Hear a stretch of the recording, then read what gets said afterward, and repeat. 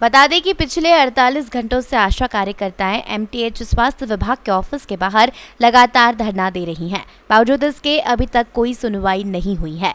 कार्यकर्ताओं का कहना है कि हमारी लंबित मांगे, जिसमें नियमितीकरण और मान्योदय बढ़ाने की मांगों को लेकर ज्ञापन दिया गया। इंदौर में करीब 1800 कार्यकर्ताएं हैं और पूरे प्रदेश में हजारों की संख्या में यह कार्य करते हैं। आशा कार्यकर्ताओं की हड़ताल से स्वास्थ्य विभाग में बहुत सारे काम प्रभावित हो रहे हैं। आशा कार्यकर्ताएं टीकाकरण, पोलियो ड्रॉप और गर्भवती महिलाओं को सेवाएं देने का कार्य करती हैं। 30,000 न्यूनतम वेतन देना होगा। 2000 वेतन नहीं, 26,000 से कम नहीं। हम लोग आशा उषा सहयोगी एकता यूनियन C2 के बैनर तले आशा कार्यकर्ता हैं। हमारी अनिश्चितकालीन हड़ताल चल रही है। 15 मार्च 2023 से हम लोग अनिश्चितकालीन अपनी मांगों को लेकर अनिश्चितकालीन हड़ताल पर बैठे हुए हैं। क्या मांग है? हमारी मांग है कि हमें सरकारी कर्मचारी का दर्जा दिया जाए और न्यूनतम वेतन 26,000 रुपये दिया जाए। और जब तक हमें सरकारी कर्मचारी का दर्जा नहीं दिया जाता, तब तक हमारी 24 सितंबर 2021 में हमारी 35 दिन की हड़ताल थी, जिसको समाप्त करते हुए हमारी मिशन संचालक छवि भारद्वाज ने बोला था कि आशा एक बहुत महत्वपूर्ण कार्य को करती है, तो आशा को 10,000 रुपये दिया जाना चाहिए और पर्यवेक्षक को 15,000 रुपये दिया जाना चाहिए। ऐसा करके उन्होंने हमारी हड़ताल समाप्त करवाई थी कि हम बहुत जल्दी ये प्रस्ताव बना के सरकार को भेजेंगे।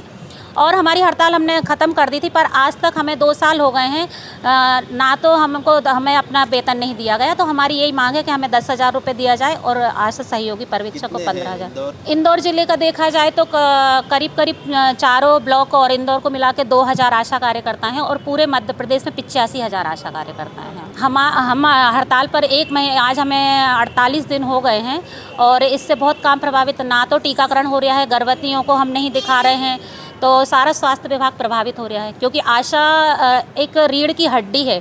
सारे स्वास्थ्य विभाग का जो भी काम होता है वो आशा कार्यकर्ता ही करती है।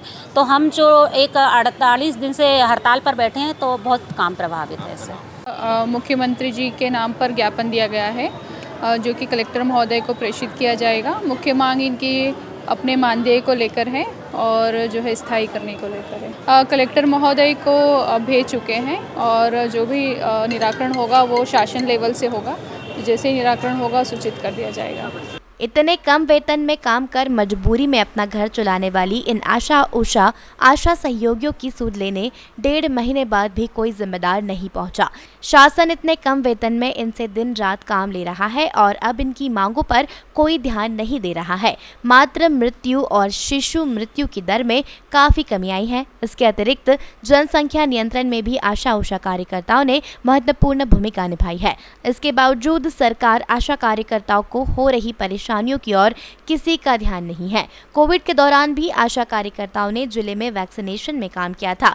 जिले में आयुष्मान कार्ड बनाने के आशा कार्यकर्ताओं ने आंगनबाड़ी केंद्रों पर क्षेत्र की जनता को बुलाकर आयुष्मान कार्ड बनवाए थे। इसके परिणाम भी सरकार को आंकड़े में बेहतर मिले थे, परंतु जिन महिलाओं से आयुष्मान कार्ड बनवाए गए थे, इतना सब होने के बाद भी शासन उनकी समस्याएं नहीं सुन रहा है। आशा सहयोगियों के हड़ताल पर जाने के बाद से कामकाज प्रभावित हो रहे हैं, लेकिन शासन को इन सब से कोई फर्क नहीं पड़ता है। सरकार को प्राथमिकता से इनकी मांगों पर विचार करना चाहिए और उसे पूरा करना चाहिए, क्योंकि यह शासन का अभिन्न अंग है और निचले स्तर के लोगों की सेवा करते हैं। गरीब जो अस्पतालों में इलाज नहीं करा पाते, उनके प्रसव, बीमारी आदि में आशा सहयोगियों की भूमिका महत्वपूर्ण होती है।